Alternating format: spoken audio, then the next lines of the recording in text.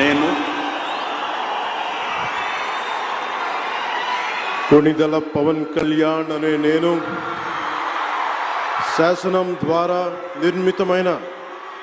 భారత రాజ్యాంగం పట్ల నిజమైన విశ్వాసం విధేయత చూపుతానని, భారతదేశ సార్వభౌమాధికారాన్ని సమగ్రతని కాపాడుతానని, ఆంధ్రప్రదేశ్ రాష్ట్ర మంత్రిగా నా కర్తవ్యాలను శ్రద్ధతో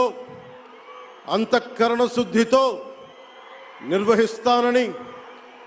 భయం గాని పక్షపాతం గాని రాగద్వేషాలు గాని లేకుండా రాజ్యాంగాన్ని శాసనాలని